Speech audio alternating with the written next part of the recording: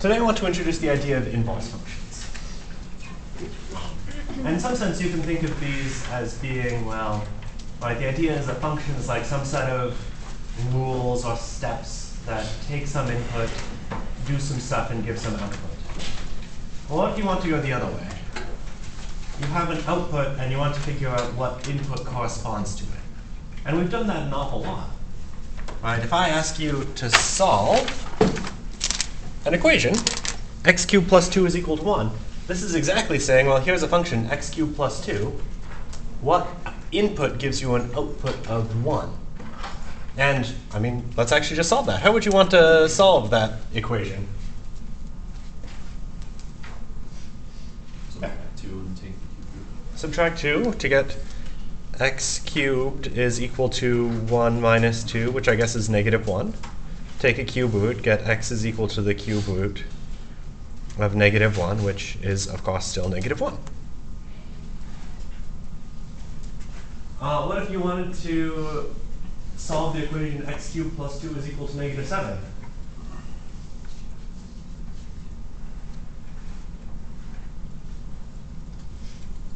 Yeah. Same steps, basically. Yeah. You're going to subtract 2 and take the cube root. Yeah, you'll subtract 2 from both sides and take the cube root. I guess eventually you'll see that x is like the cube root of negative 9. But the point is, it's the exact same walk each time.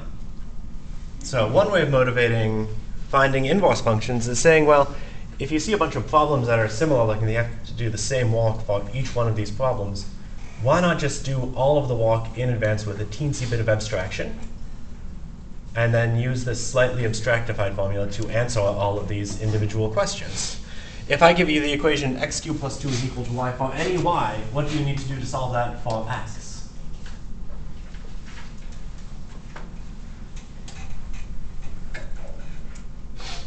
Same thing as we just did, right? You would subtract 2 from both sides. So well, that should mean that x cubed is equal to y minus 2. So x is equal to the cube root of y minus 2. And now we just have a formula, right? That says if you want to solve x cubed plus 2 is equal to any number, there's a formula for the solution. So we can use that formula to solve, say, x cubed plus 2 is equal to 1. I guess we already solved that. But let's just see if the formula works. Well, we'll plug in, I guess, y equals 1 to get that x is equal to the cube root of 1 minus 2. Yeah, that's negative 1. So the idea of inverse functions give you the tools you need to formulate just solving a very general equation, then using that general solution to do lots of things. Yeah. So let's talk about inverse functions maybe a little bit more precisely. If you want to solve an equation f of x is equal to y, to get x as a function of y, what you're doing is you're finding an inverse function to f of x.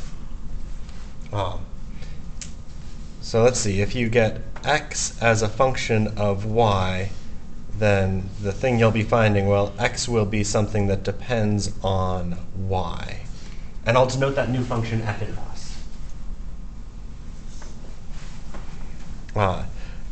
Now, we usually like x to be the independent variable. So one thing I'll also do is I'll switch the job of x and y before I do that. Of course, I could switch the job of x and y after I do it. It would achieve the same goal. But let's just really explicitly find an inverse function. Let's find an inverse to the function 3x minus 2. So I'll follow kind of the instructions in that paragraph above. So first, I'll switch the variables, the names of the variables x and y. So I've got f of y is equal to x, and I'll try to solve that for y. So if f of x is 3x minus 2, then what is f of y?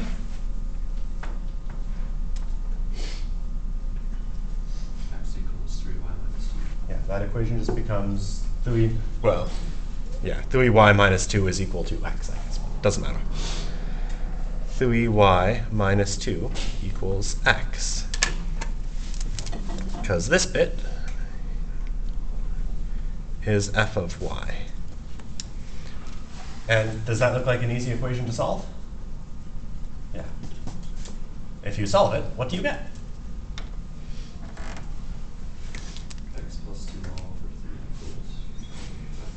3 equals X, or equals Y. So the inverse to f of x equal to 3x minus 2 is x. F inverse of x is equal to x plus 2 over 3.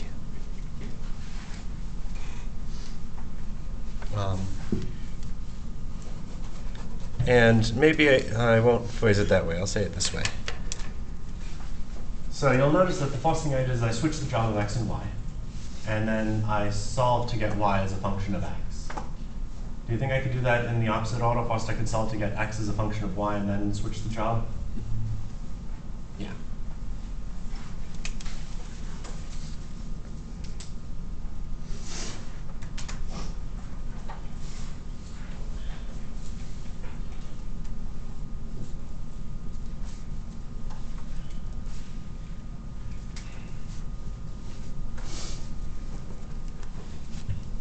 Nice. So that's the idea of inverse functions. The inverse function is just what you get when you write down the equation y is equal to f of x. You solve to get x is equal to f inverse of y. And then you switch the job of x and y so that x is still the independent variable. That idea makes sense?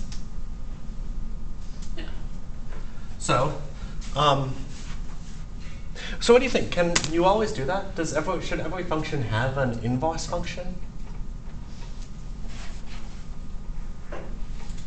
Let's see. So generally when I want a counterexample, I tend to go to x squared pretty quickly. So let's think about x squared and try to come up with its inverse function. So let's do that.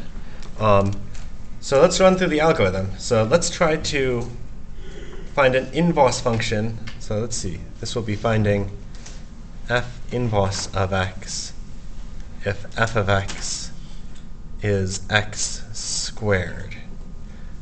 So that means I'm going to write down the equation x equals y squared, and I'm going to try to solve that for x. Nope, solve that for y. So what do you get when you try to solve that for y? Positive or negative square root of X. Positive or negative the square root of x. So you'll get y equals plus or minus the square root of x. So apparently then, for each x value, there are like 2 y values that you need. Is that a function? No. So here's the payoff. Inverses sometimes don't exist.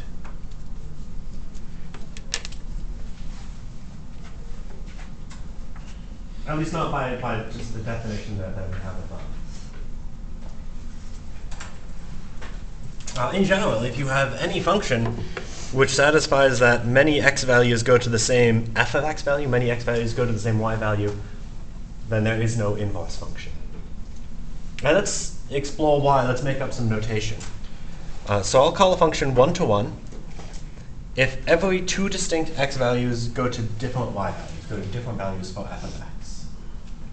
So a function is 1-to-1 if no matter what 2 different x values you plug in, you get 2 different y values. So let's check this for x squared. Can you think of 2 different x values which give the exact same value for x squared?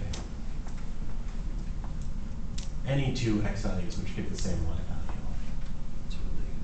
2 and negative 2 will do. 5 and negative 5 will do. 1 and negative 1 will do. Looks like there are lots of choices. Well, so x equals 2 and x equals negative 2 both give f of x equal to 4. So here are 2 different x's going to the same y, or going to the same f of x. So is f of x equal to x squared a one-to-one function? No. So f of x equal to x squared is not one-to-one. And oftentimes I'll use the shorthand, I'll abbreviate one-to-one instead of writing it more, so like 1 to 1. People okay with that? Nice. So let's think graphically. So here are some graphs. By looking at these graphs, let's take this first one first. Do you see any distinct x values that go to a single y value? Yeah, you see like a few of them, right? And I mean,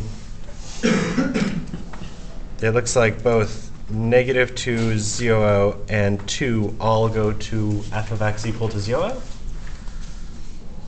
X equals 2, x equals 0, x equals -2. All have f of x equals 0. It looks like there are also 3 different x values which all go to f of x equal to 1. So this function is not one-to-one. How about this function? Is it one-to-one? Yeah, so here's what you need to ask. So first, do there exist any two distinct x values which go to different y values? And well, I mean, I guess you can just like check some. That x value and that x value, those go to different y values. Those go to different y values. Any two different x's will go to different y's. So this is one-to-one. So in order to come up with something a little bit more graphical, let's kind of turn the problem on its side a little bit. Instead of saying a function is one-to-one if no two distinct x values will ever result in the same y value, let's ask the same questions from the point of view of y values. If there's a single y value that comes from two different x values, then the function is not one-to-one. Right, you see how that's the same? So let's ask that. So let's continue that graph on in both directions a little bit.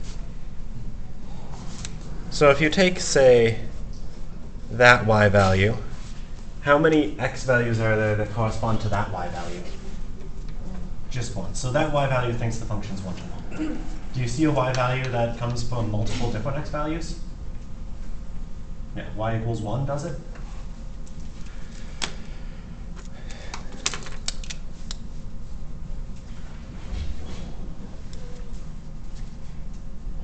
Y equals 1 comes from 3 different x values. So this function is not one-to-one. What about the function to the right? Is that function one-to-one? Yeah, and let's see why from the point of view of this asking about y values. So carrying on the graph a little bit further this direction. Well, you start looking at these y values, see, okay, that only corresponds to one x value. That y value only corresponds to one x value. All of these x values, y values, only correspond to a single x. So that function is one-to-one. And now maybe you even see that I was drawing some horizontal lines to do that. So here's the horizontal line test. A function f of x is one-to-one if and only if the graph of that function intersects each horizontal line in at most one point. There's what it means to be one-to-one. People feel pretty good about that? So there's an easy check now. If you have a graph, you can check automatically if it's a if this graph corresponds to a one-to-one function. It just needs to pass the horizontal line test. I guess it also needs to pass the vertical line test, otherwise it's not the graph of the function. So let's try to do one thing a little bit further with graphing. Let's think about what what inverse functions do to graphs. And let's do it by building an example. So here's the graph of a function. Let's actually just check some things really quick. Is that actually the graph of a function? Does it pass the vertical line test? Is it the graph of a one-to-one function? Yeah, it passes the horizontal line test. So that means we can talk about its inverse function. So throughout the course of these bullet points, we'll build up some motivation to say how to graph the inverse function. And in order to graph the inverse function, I'll even just say, well, let's evaluate the inverse function at some numbers. Once we've evaluated the inverse function at a number, we know a point that the inverse function's graph goes through it. And so we can graph the inverse function by using it. So let's try to do that. Let's start with this. Let's try to figure out f inverse of 3. Now remember, f inverse of 3 is supposed to be like the solution to f of x is equal to 3. So that's how inverse functions are defined. So by looking at that graph, can you find an x value which gives f of x equal to 3 by looking at that graph?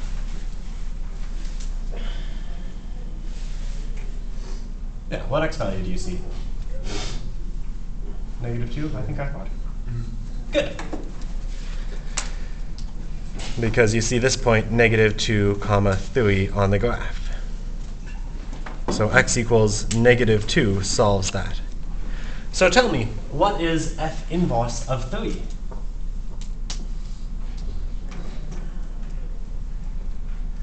-2? So f inverse of 3 is -2. So that means when you plug x equals 3 into the inverse function, you should get y equals -2.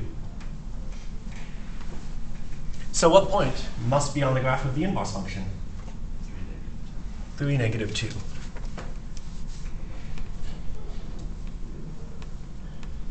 Let's plot that. So that's 1, 2, 3, 1, 2. So there's a point which is definitely on the graph of the inverse function. Let's try to do the rest of these. Maybe I'll say more words in the first one, and then we'll come through them pretty quickly. So let's try to evaluate f inverse of 1. So to find f inverse of 1, you want to think about the solution to f of x equals 1. And what x value gives f of x equal to 1? -1.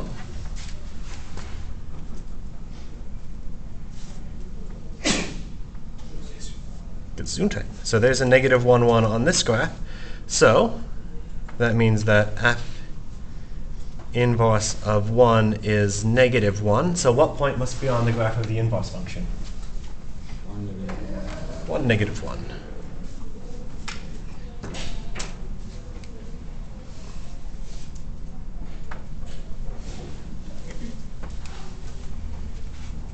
Do you guys think you can answer the remaining 2 questions now pretty quickly? I'll give you a second to think through that. I'm going to establish a bit of color coding.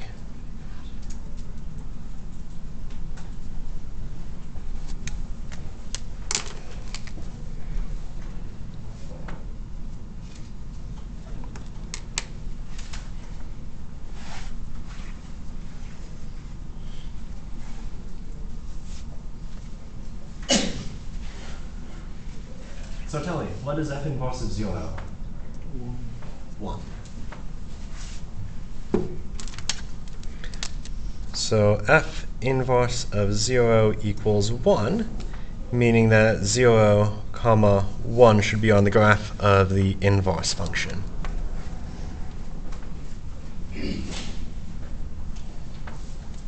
What is f inverse of -3? 2. Which means that -3, 2 should be on the graph. And maybe you even believe that I should interpolate with straight lines between those.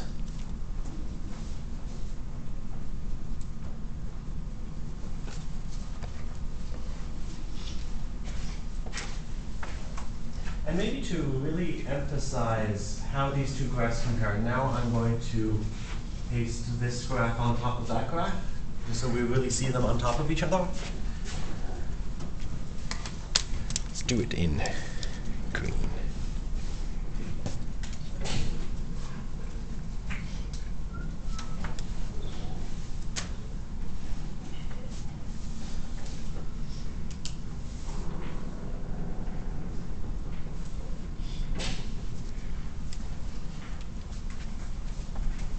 So those two graphs look reasonably similar, right? Let's try to figure out how you could transform one into the other. And maybe we'll even think about it this way. So this point, negative 2 comma 3. The fact that negative 2 comma 3 was on the graph of the original function, what point did that give us on the graph of the inverse function? 3, negative 2. So somehow the point negative 2 comma 3 was on the graph of the original meant that 3 comma negative 2 had to be on the graph of the inverse function. Because negative 1, 1 was on the graph of the original, 1, negative 1 had to be on the graph of the inverse. You notice some sort of pattern? How do you go from points on the graph of a function to points on the graph of the inverse? The x value becomes the y value, and the y value becomes the x value. Yeah, very good. How do these graphs compare? Well, the x and y values swap. And in fact, there was nothing special about this graph that made that happen, other than it was actually an invertible function. That'll always happen. If you can get the graph of the inverse function by, well, I'll give 2 different bullet points. You can swap the x and y values.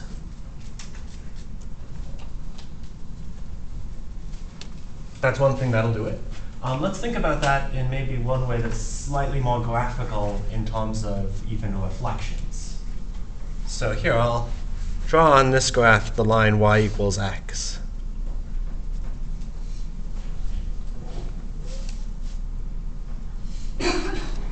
And check this out. This point, negative 2 comma 3, if I reflect it over that line, I get the point 3 comma negative 2. If I reflect the point 1 comma negative 1 over the line, I get the point 1 comma negative 1. So here's another more graphical way of seeing this operation, swapping the x and y values. You can reflect across the line y equals x. So there's another way of getting the graph of the inverse function. Everybody feel pretty good right now? So keep that in your mind. What I'm going to do next is we're going to go through an example, algebraically finding an inverse function, and then checking that this works out graphically. So let's try to invert a rational function. And so let's try to do it. Let's follow the instructions that we started with. If you want to find the inverse function, then what do you want to do? You want to switch the rules of x and y, and then solve to get y as a function of x. So let's see. I want to take, this should be enough space, y equals, switch the rule of x and y, x equals y minus 1 over y minus 2. And I want to take that and I want to solve for y. And there are 2 different mindsets that I might take about this. I could talk through doing the algebra, and maybe we'll get something out of that. Or I could give you guys some time to do that first. How many people want to take a stab at this algebra before I say anything? Okay, then I'll pause for a moment. Think about solving that to get x as a function of y. And maybe I'll give the hint that, well, it's annoying that there's a fraction on the right-hand side, so maybe you can start by clearing the denominator. It's not the only way to think about it, but it's the way that maybe I'll espouse.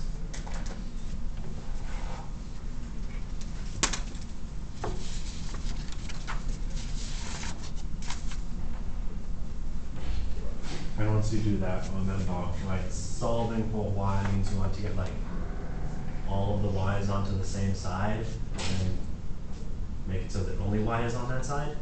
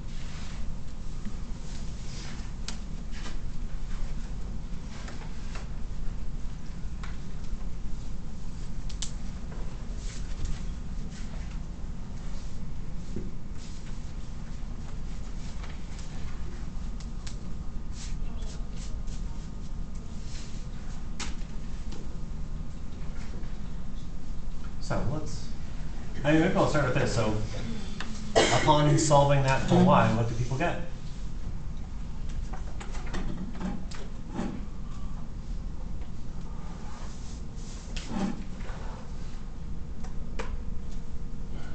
Okay, well then maybe I should talk through it. So let's start by clearing the denominator. So what do you wind up with when you do that? Well, I guess you need to multiply both sides by y minus 2. So y minus 2, parentheses are important, times x is equal to y minus 1. Distributing, y times x minus 2 times x is equal to y minus 1. And the philosophy for solving for y means you want to get y on its own. So let's try to arrange for us to get all of the y's on the same side. I don't think I want to divide by y. I think I'd rather subtract y to the other side. Because division would introduce a new fraction, which was annoying before and would still be. So let's subtract, I don't know, that y over to the other side. You'll get y x minus y minus 2x is equal to negative 1. Is there a term on that side that has all of the y's that doesn't have any y's in it? Which term is it? 2x. So what should I do to get that onto the other side? Add 2x to both sides. In fact, I probably should have done those two steps at the same time. So let's add 2x to both sides. I'll see yx minus y is equal to 2x minus 1. And now if you look at the left-hand side, does everything on the left-hand side have a y next to it? So how could you restate that in terms of, say, factoring?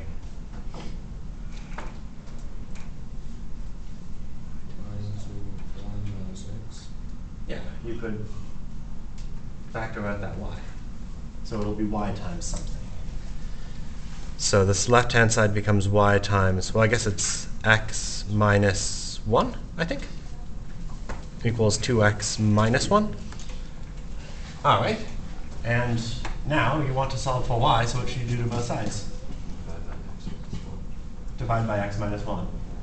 And you might object saying, well, that puts like a fraction on both sides, which is annoying, but you started with a function that had a fraction. Probably the end result needs to have a fraction, so you're not going to avoid it. And once you divide by this, you'll have achieved the goal. Y equals 2x minus 1 divided by x minus 1. And so we conclude that f inverse of x is 2x minus 1 divided by x minus 1. And I know that I say here to use a computer to graph these, but let's actually not. Let's do a few things by hand, and we'll see if the by hand cartoon graphs work out okay. So let's start with the original function, f of x.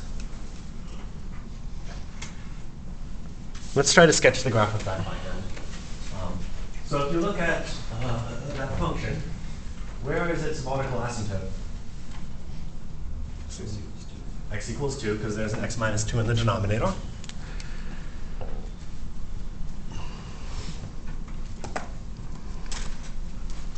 Where is its x-intercept? At x equals 1 by setting the numerator equal to 0.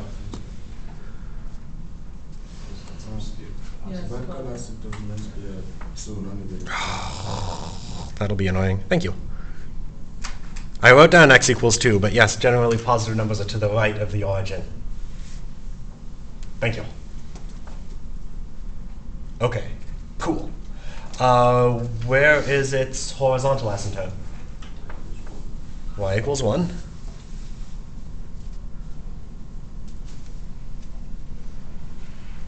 Where is its y-intercept? 1/2. And that looks like it's enough information to sketch a graph, right? It's going to be close to y equals 1.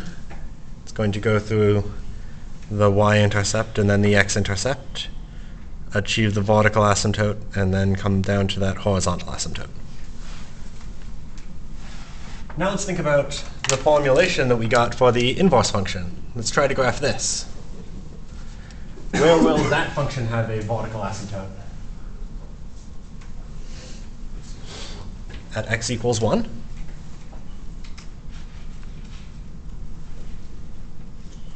Where will it have its x-intercept?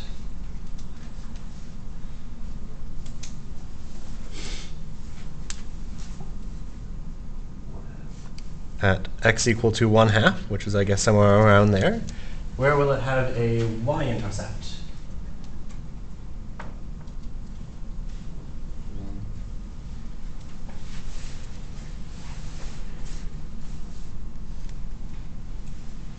Are you sure it'll have a y-intercept at 1?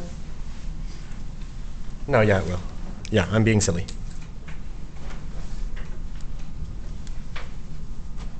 And where will it have a horizontal asymptote?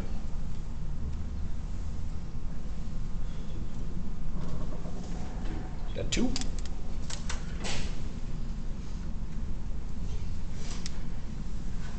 So let's use that to try to sketch a graph. So we'll come down, achieve that vertical asymptote, then come up to that horizontal asymptote, and on top of that, there's the graph of y equals x. So at least approximately, does it look like if you take that red graph and you reflect it over that black line, you get the green graph? Maybe not on the nose because it's just a cartoon graph, but does it look right-ish? Okay. So I think that's believable now. And in fact, motivated by this, let's think about a few more things: domains, ranges, and what happens to vertical and horizontal asymptotes when you take inverse functions. And I mean, maybe we'll check right here. So possibly by looking at the red graph, what is the only thing not in the domain of the red graph? X equals 2. What is the only thing not in the range of the green graph? Y equals 2. So it looks like the domain of the red has become exactly the range of the green, at least in this example. Let's see if we can convince ourselves that that's like generally true. So in general, once you have the graph of a function, well, how do you do it? If you have the graph of a function, how can you read off the domain of that function?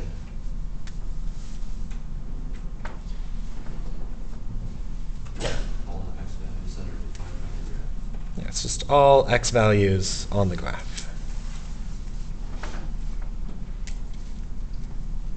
Similarly, the range is all y values on the graph. And what's the difference between the graph of f and f inverse? Well, you just swap x and y values. So what's the domain of f? Well, it's all x values on the graph. But the set of all x values on the graph of f will be the same as all y values on the graph of the inverse function. That's exactly the range of the inverse function. So we see the following conclusion. If you have a one-to-one function, right, it needs to be one-to-one, otherwise you can't take the inverse, then the domain of the inverse function is the same as the range of f. The range of the inverse function is the same as the domain of f.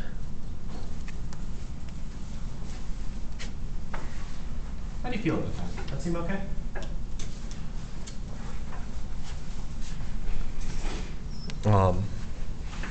And what the hey, let's see if this actually, I mean, you've already convinced me kind of that it holds up by looking at the graph. Let's just say it in words. So if you take x minus 1 over x minus 2, the only thing not in the domain is the location of the vertical asymptote, is x equals 2. On the other hand, for the inverse function, the only thing not in the range is the location of the horizontal asymptote. Where is the horizontal asymptote of this inverse function? Of the inverse function. Oh, Yeah, so maybe I'll even add in the color coding.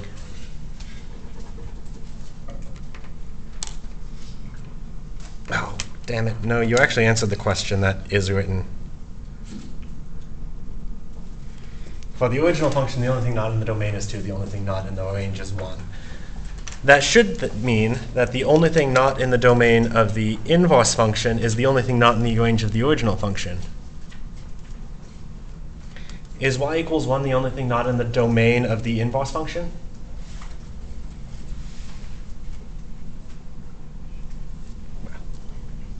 I'll leave out the y equals. Right, the only thing you can't plug into that inverse function is 1. So that checks out. The only thing not in the domain, not in the range of the inverse function, was the location of that horizontal asymptote, f2. Yeah. So that checksum seems to walk out. So the last thing that I want to do is let's get really technical. So I've said kind of this informal thing about, well, how do you find the inverse function?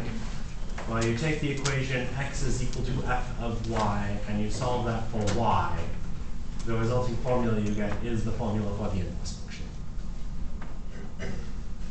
But that's like a rule that should always give it, that shouldn't be like, that's not a defining property. That's like how to find the thing. If you want the formal definition, for any function f of x, the inverse function f inverse of x is the unique function satisfying that when you compose f inverse with f of x, right, so f and f inverse is supposed to be things that undo each other. So f will send x to some y value, f inverse better send that y value back to x.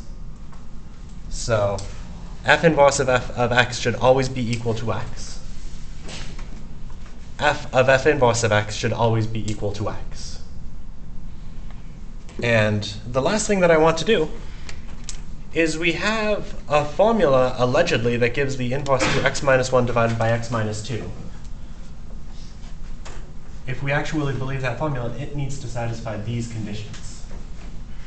So in order to do that, well, let's write them down. So it was 2x minus 1 over x minus 1. So let's check that the inverse to x minus 1 over x minus 2 is exactly 2x minus 1 over x minus 1. So let's check. So there are like two equations that we need to have it, right? We need f of f inverse of x to always be equal to x, and we need f inverse of f of x to always be equal to x. So let's try to evaluate one of those and see if it actually works out. I think I actually have enough time to do that one. So let's check that f of the alleged f inverse of x is always equal to x. So how do people feel about their function composition? Let's do it slowly then. So the rules to compute f of blah Is blah minus 1 divided by blah minus 2. So that means that f of f inverse of x, some light color coding, let's put that in red. That should be exactly f inverse of x minus 1 divided by f inverse of x minus 2. Do we have a formula for what f inverse of x is supposed to be? Yeah, we have this formula. So let's just replace all those f inverse of x's by that. So this will be 2x minus 1 divided by x minus 1 minus 1 over 2x minus 1 divided by x minus 1. Oh, nope, I lost a 2. No, I didn't. Minus 2. There we go. Okay. And what do you think? Is it like obvious that that will just be x when we simplify it down? That's only not obvious. Apparently it has to be true if you believe our computation. I think I do. We did a few checksums. So I guess we have to simplify that. And there are a few different good answers to this question. What would you want to do to simplify that?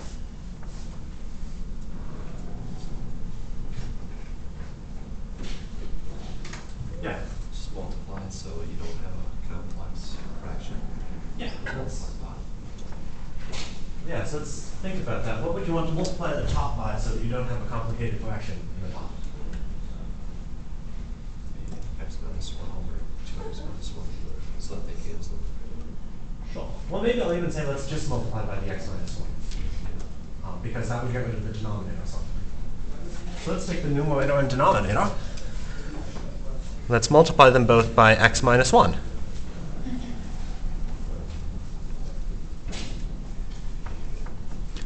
That's only an acceptable thing to do, right? That's multiplying by the same thing as you divide by, that's multiplying by 1. And now let's distribute and see what happens.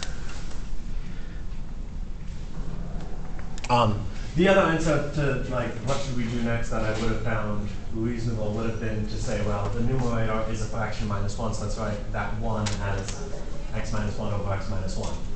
But let's do this. So multiplying the top and bottom by x minus 1. Let's see, we get 2x minus 1 divided by x minus 1 times x minus 1 minus 1 times x minus 1. And this is maybe more steps than you would want to show, which is fine.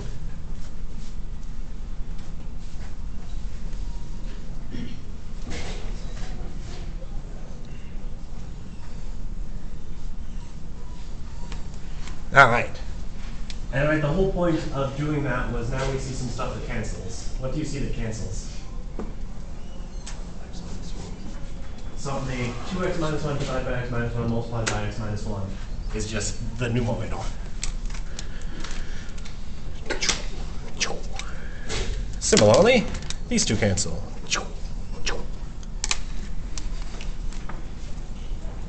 The sound effects help. So I end up with 2x minus 1. Maybe I'll even, like, multiplying by negative 1, that just means I should distribute a negative sign, right? Minus x plus 1. Then I need to divide by 2x minus 1. Let's even distribute the negative 2. Minus 2x plus 2. All right. Now what do you think? Are we getting closer? It certainly looks simpler now, which is good. What do you see, and what does the numerator cancel down to? Yes. What does the denominator cancel down to? Is that x? So there's one other thing that you would need to do to check to really be sure this was the inverse function. You would also need to compute f inverse of f of x, which would be like a similar amount of work to what we just did. Maybe a little bit less now that you even notice the pattern. So I'll stop there. Only a minute over. I'll point out that you should make sure, double check, that you're going to turn in the correct homework assignment. If you've lost points in class because you turned in wrong homework assignments, you can certainly come see me, and if you do the right thing, I will give you credit back. So if you lost like half of the points on the last homework assignment because you didn't do a bunch of the problems because you turned them in a week early and they didn't get graded then, we can come to an arrangement. You just come and talk to me something. I was working right on the document. I'll just, I got my work and I'll just transfer it to Yeah. notebook.